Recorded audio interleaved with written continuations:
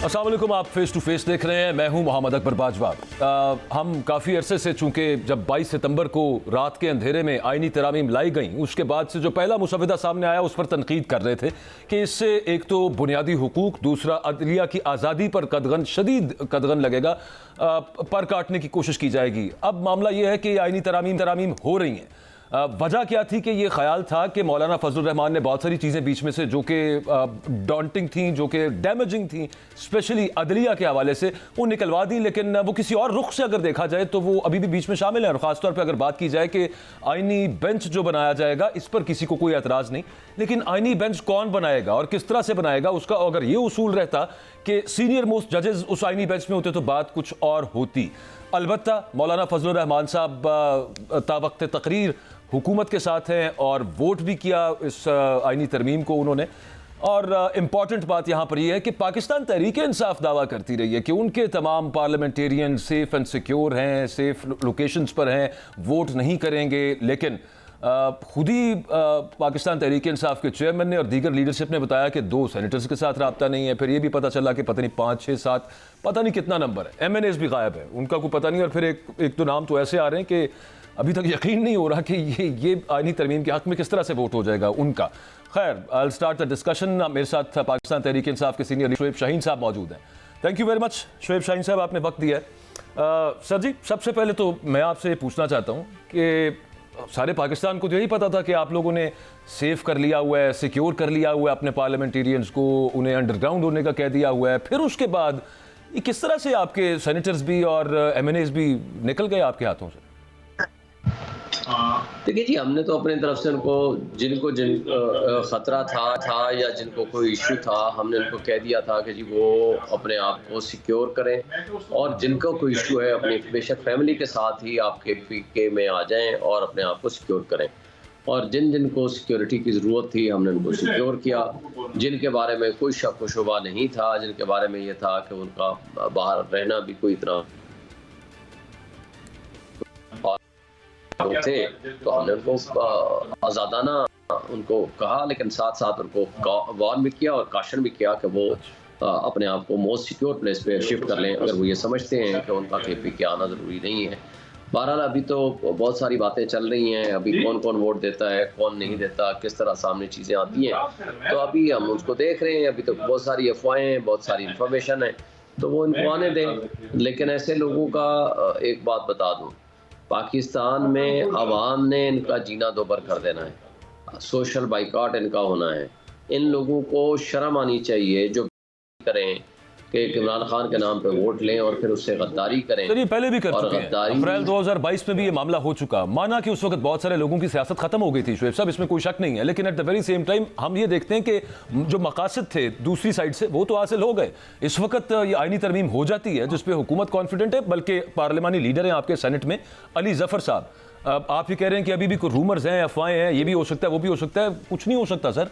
अली जफर साहब ने कहा है कि मुझे पता है कि ये आईनी तरमीम हो जाएगी, हो रही है सर, हो गई है बल्कि। चले उनको अगर देखें, हम अभी फौरी तौर पर तो कुछ नहीं कह सकते, लेकिन जो कुछ हो रहा है मुझे बताएं। अख्तर बेंगल के जो 2 बंदे अगवा किए हुए हैं, जिस तरह हमारे सेनेटर्स को अगवा करके लेके जा रहे हैं, किसी के बेटे को उठाया, किसी के बीवी को उठाया, किसी के बच्चे को उठाया, किसी की बेटी को उठाया। अगर ये तरीक़ाकार है, अगर आपने यरगमाली तरमीम करने का, तो निकाह और तलाक नहीं होता ज़बरदस्ती का। तो आप यहाँ 25 करोड़ आवाम के हुकूक के बारे में इतने बड़े फैसले करने जा रहे हैं, और वो भी ज़ोर ज़बरदस्ती के।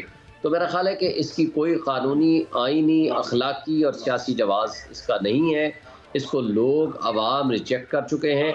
और फिर उसके साथ आप देखें कि इन कठपुतलियों ने, जो हारे हुए लोग हैं, इनको ये डर है कि इंडिपेंडेंट जुडिशरी इलेक्शन फ्रॉड के बारे में ऑडिट करेगी। इनको डर है कि ये इनके मनी लॉन्ड्रिंग के पैसे खुलेंगे और सारी सामने आएंगी। सर ये बातें दुरुस्त डर से ये अपनी कैंगरू कोर्ट्स बना रहे हैं। आप ठीक फरमा रहे हैं, लेकिन बात यह है कि कौन रास्ता रोकेगा। आप फरमा रहे हैं कि इसको कोई मानेगा नहीं, सब मानेंगे सर, सिस्टम उस पर अमल करेगा। वो हो गया ना मामला, एक प्रैक्टिकली अगर रियलिस्टिकली देखा जाए तो वो तो हो गया। मैं फिर आखिरी दफ़ा सिर्फ ये सवाल आपसे पूछना चाहता हूँ, आपको नहीं लगता कि आपकी क़यादत की, आपकी पार्टी की यहाँ पे कुछ नाअहली, यही वर्ड मेरे जहन में आ रहा है, अगर हार्श हो तो उसके लिए माजरत, लेकिन लोगों को जिस तरह से सिक्योर आप कर सकते थे नहीं किया गया? ऐसी बात नहीं है। देखिए, पहली बात तो ये है कि ये हो जाने का मतलब ये नहीं है कि ये हतमी हो गया। ये चैलेंज हो सकता है और इसको सुप्रीम कोर्ट सेटिसाइड कर सकती है। जब आप देखें बेंच बनाने का अख्तियार ही आप किसी और के हाथ में दे दें, तो फिर फैसला साजी का अख्तियार भी उन्हीं को दे दें। फिर आपने सुप्रीम कोर्ट को किस लिए रखा हुआ है? अगर सुप्रीम कोर्ट को सिर्फ रबर स्टैंप जजेस बिठाने हैं आपने, या ये कठपुतली फैसला करें और उसको सुप्रीम कोर्ट जो है अपनी मर्जी से इनको स्टैंप लगा दे, तो फिर उसके लिए तो सुप्रीम कोर्ट का ना होना बेहतर है। उसके लिए फिर आप इन्हीं के जो सो कार्ड पार्लियामेंटेरियंस या सो कार्ड एग्जीक्यूटिव के लोग हैं उनके हाथ में दे दें कि जी आज के बाद आप फैसले भी आप खुद कर दिया करें, किसी को पूछने की भी जरूरत नहीं है। जहाँ तक आपने हमारी पार्टी का ताल्लुक है, देखें, अगर पार्टी मेरे ऊपर ट्रस्ट करती है, मुझे वोट देती है और मुझे इस काबिल करती है कि मैं एमएनए बन जाता हूँ, कल मैं बिक जाता हूँ या किसी प्रेशर में आकर के अपनी ही पार्टी के खिलाफ वोट दे देता हूँ, तो ये तो फ्रॉड है। जिसने इस वक्त अगवा बराए बयान, अगवा बराए वोट और तशद्दुद, अगवा लोगों की बीवियों को उठाना, बच्चों को उठाना जायज़ करार दे दिया गया, और ये सारा कुछ जो फ्रॉड हो रहा है इसके पीछे बहरहाल हमारी पुलिस की या इन कठपुतलियों की, तो ये किसी लिहाज से मैं नहीं समझता कि को आईनी है या इस ये सस्टेन कर पाएंगी।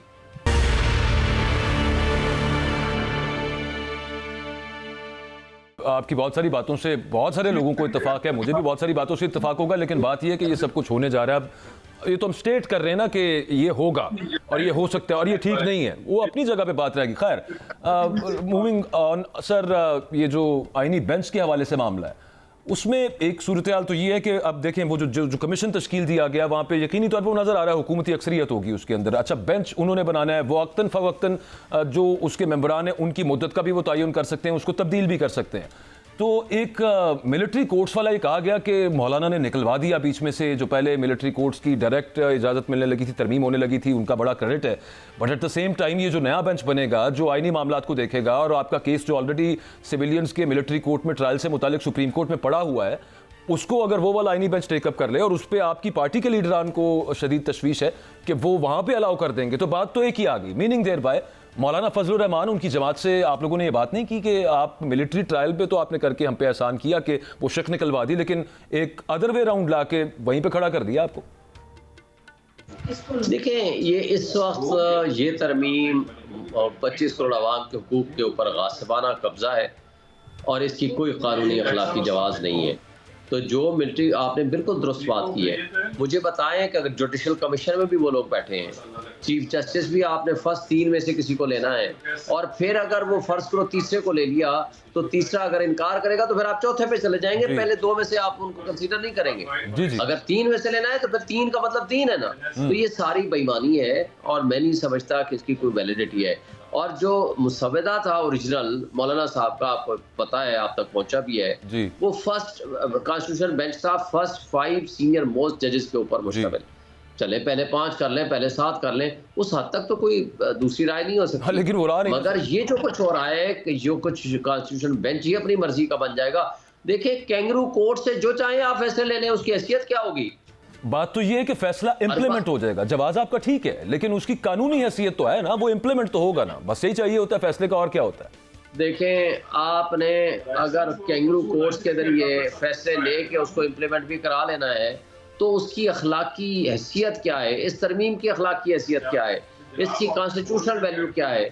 मैंने कहा ना कि अगर अगवा करके आपने कोई भी, मसलन डाकुओं को बिठा दिया आपने पार्लियामेंट के अंदर, पहले तो वो बैठे ही डाकू हैं, लेजिटिमेट बैठे हुए हारे हुए लोग हैं, उन डाकुओं ने भी फिर मजीद जो इलेक्टेड लोग हैं उनको अगवा करके वहां से अपनी मर्जी की अमेंडमेंट कर ली, तो उसकी क्या कानूनी हैसियत होगी? और फिर उनके जरिए जो कैंगरू कोर्ट्स बनाएंगे उनकी फिर क्या हैसियत होगी?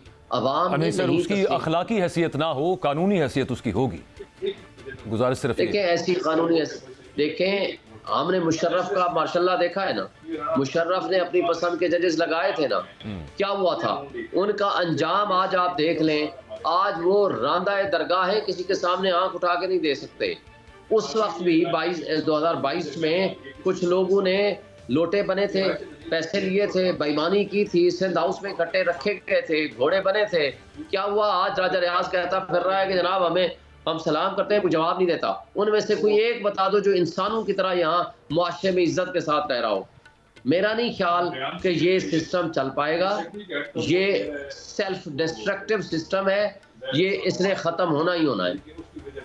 चलें सर, वो आगे की बात है। मैं दोबारा एक वो सवाल मेरा रह गया बीच में, उसका मतलब मैंने आपसे पूछा था, उसका ज़रा जवाब ये दे दीजिएगा कि यकीनी तौर पे ये अपने तहफ़्फ़ुज़ात आपकी जमात ने, आप लोगों ने मौलाना के सामने रखे होंगे मिलिट्री कोर्ट्स में ट्रायल से मुतालिक विज़ावी जो आइनी बेंच बन रहा नया, उस पर वैसे उन्होंने मौलाना फजलुर रहमान साहब ने, उनकी जमात ने बड़ा खुल के इस बात पे आपका साथ दिया है कि ज़ोर ज़बरदस्ती और धौंस धमकी नहीं होनी चाहिए, और आपकी जमात के लोग जिस तरह से जो उठाए गए या किसी पर ज़दोकोब हुआ या किसी के घर तक मामला पहुँचे वो भी नहीं होना चाहिए। But at the same time इस मामले पर उन्होंने क्या कहा आपसे, और आप क्या समझते हैं इस बात को? उनकी जमात को इस बात का पता तो होगा कि अल्टीमेटली वो वैसे उसकी मजम्मत कर रहे हैं कि जो इमरान खान साहब से या आपकी जमात से सलूक रवा रखा जा रहा है, लेकिन वो कान इधर से पकड़े या इधर से पकड़े, दोबारा घूम फिर के तो वहीं पर लेके आ रहे हैं आपको।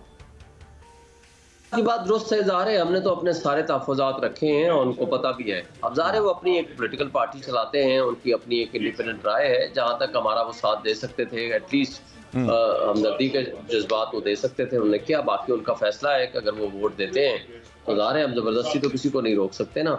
हमारी तो बड़ी वाज़े चीज़ें हैं। देखें, आज से कुछ दिन पहले मौलाना साहब ने खुद कहा था कि ये इलेजिटिमेट असम्बली है, इनको आईनी तरमीम का कोई हक हासिल नहीं है, और साथ ये भी कहा था कि 25 अक्टूबर से पहले भी ज़रूरी नहीं है कि हम इसमें आईनी तरमीम का साथ दें। बहरहाल वो एक इंडिपेंडेंट पॉलिटिकल पार्टी हैं, उनका अपने सियासत है, अपने मामलात हैं। हम तो उनको इंगेज कर सकते थे, रिक्वेस्ट कर सकते थे, हमने अपना मौक़िफ़ खुल के दिया है, और उनको प्रॉज एंड कॉन्स दोनों साइडों के उनको ज़रूर पता है। उसके बावजूद जो भी वो फैसला करेंगे, दायरे उनकी पार्टी का फैसला होगा। वो तो चलें, वो हो गया सर, अब दैट्स गॉन केस। अब आगे it remains to be seen के एक अच्छी शुरुआत थी आपकी मौलाना फजलुर रहमान की जमात साहब की जमात के साथ आप लोगों की वो जो पहले एक टिफनेस होती थी उसमें कुछ कमी आई, ख़त्म हुआ, बड़ी अच्छी बात है। चले मिलकर बैठे सब मामला आगे क्या सूरत हाल बनती है वो अपनी जगह पे। पीटीआई का अगला लाएमल अब सर क्या होने वाला है? क्योंकि जो नज़र आ रहा है जब ये इम्प्लीमेंट हो जाएंगी सारी चीज़ें, सेनेट में अब शिकवार मंजूरी शुरू है एज वी स्पीक, और ये उसके बाद कौमी असम्बली से भी हो जाएगा। आप आगे क्या प्लान रखते हैं? देखिए, हमने असम्बली में भी इसकी मुखालफत करनी है, रोडों पे भी इसके खिलाफ एहतजाज करना है, वकला तहरीक चलनी है, हमने उसमें भी उसका साथ देना है, और हमने इसको चैलेंज भी करना है। हमारे पास सारे जो लॉफुल ऑप्शंस हैं वो खुले हैं, हम सारे वो ऑप्शंस अवेल करेंगे। लेकिन इनको एक बात बताऊं, अपने इसी बोझ के नीचे ये दब के मर जाएंगे, और ये खात्मा इनका करीब है। ये ना असम्बली चलने वाली है, और ना ये हुकूमत चलने वाली है, ना ये आनी तरामीम सस्टेन कर पाएंगी। चैलेंज सर आप सुप्रीम कोर्ट में करेंगे? आपको कोई है तवक्को वहाँ से कि आप चैलेंज करेंगे और इसका कोई वहाँ पे पॉजिटिव रिजल्ट निकल आएगा, या फिर वो खुद वहाँ से कोई किसी किस्म का नोटिस ले लेंगे? क्योंकि ये जहाँ तक मुझे याद है, इफ़ आई रिमेंबर करेक्टली, कल रात को तक का जो मुसव्विदा था जिस पे इत्तफाक था, वो जो मैंने पढ़ा मुझे याद पड़ रहा है, if I remember correctly, I again say that कि ये चैलेंज भी नहीं हो सकती है तरमीम, ये भी उसके अंदर एक तरमीम है, एक शक उसके अंदर ये भी है। लेकिन देखें, ये सब कुछ होने के बावजूद सुप्रीम कोर्ट के जो बुनियादी हक है उनको जुडिशल रिव्यू का, वो कभी ख़त्म नहीं होता। बेशक ये करें ना करें, ये उसमें लिखें या ना लिखें, उसके बावजूद उनका एक बुनियादी हक होता है जुडिशल रिव्यू का, सुप्रीम कोर्ट का, वो कभी भी ख़त्म नहीं होता। जैसे आपको याद होगा कि ये LFO के ज़रिए या जो डिक्टेटर होते थे PCO लेते थे ओथ के, जी हमारे खिलाफ कोई ऑर्डर नहीं करेंगे, उसके बावजूद सुप्रीम कोर्ट का या हाई कोर्ट का जो फैसला होता है या जो जुडिशल रिव्यू की पावर्स होती हैं वो कभी भी खत्म नहीं होती। वो कॉन्स्टिट्यूशनल पावर्स होती हैं, वो बिल्कुल रहती हैं। और कॉन्स्टिट्यूशन में तो अमेंडमेंट हो रही है शोएब साहब, यही तो मैं अर्ज कर रहा हूँ कि उसी में अमेंडमेंट हो रही है, उसी के अंदर लिख दिया गया कि इसका रिव्यू नहीं होना। वो उनके कह देने से ये नहीं हो सकता कि वो कह नहीं रहे, आइन में तरमीम कर रहे हैं। मैं वही कह रहा हूँ ना कि अगर गैर आईनी ऐसी कोई तरमीम कर देंगे जो बेसिक स्ट्रक्चर के खिलाफ होगी, उसको सुप्रीम कोर्ट को हक हासिल है, उसको सेटिसाइड कर सकती है। ठीक, सुप्रीम कोर्ट को हक हासिल है कि वो इसको खत्म कर सकती है कि जो गैर आईनी, कल वो फैसला कर दें कि जनाब जो जी चौक से गुजरने वाला बंदा होगा उसको हम कत्ल कर देंगे, क्या सुप्रीम कोर्ट का ये आईनी तरमीम कर दी, क्या सुप्रीम कोर्ट का हक खत्म हो जाएगा कि इसको सेटिसाइड करे? ऐसा नहीं कर सकते ना। सुप्रीम कोर्ट का हक बाकी रहता है, वो जुडिशल रिव्यू कर सकते हैं, और आइन की वो शक्ल जो बेसिक स्ट्रक्चर हो या बुनियादी इंसानी हुकूक के खिलाफ हो उसको ख़त्म कर सकती है। हुजूर वाला जब इलेक्शंस होना थे, पंजाब के इलेक्शन, KP के इलेक्शन, फिर जनरल इलेक्शंस, उसके अलावा और बहुत सारे केसेस, उनके फैसलों पर अमल नहीं हुआ कभी, आपके सामने ही है। पिछले 2-2.5 साल के कारनामे जो हैं। तो कोई बात नहीं, अगर वो उस वक्त नहीं हुआ तो उसका ये मतलब नहीं है कि अब भी नहीं होगा। ठीक है, जो नाइंसाफी करने के लिए साजिशों करने में मुलव्वस थे, इंशाल्लाह अब आइंदा नहीं होगा। मुझे चलें, उम्मीद यही रखते हैं। आखिरी सवाल है शोएब साहब, ये वकला तहरीक की आपने बात की, हम भी बहुत शोर सुनते थे, पहलू में दिल का जो चीरा तो एक कतरा खून निकला। कहाँ है सर वकला तहरीक? माजरत के साथ कोई नजर नहीं आई कहीं पे। वकला तहरीक इंशाल्लाह शुरू है। वकला तहरीक जोर शोर से शुरू होगी। आप देखिएगा आज के बाद ये जो कुछ ये करने लगे हैं, इसके बाद आप देखिएगा इंशाल्लाह ये लोग निकलेंगे, वकला निकलेंगे, और वही तहरीक जो हमने 2007 से 2009 तक चलाई थी और कामयाबी से चलाई थी, इंशाल्लाह वो निकलेंगे और कामयाबी से वो तहरीक सिर्फ जल्दी थोड़े अरसे में वो कामयाब होगी इंशाल्लाह। चले लेट्स सी, जो होगा सबके सामने ही हो जाएगा। बहुत शुक्रिया। शोएब शाहीन साहब हमारे साथ मौजूद थे, आईनी तरामीम से अपनी राय दे रहे थे।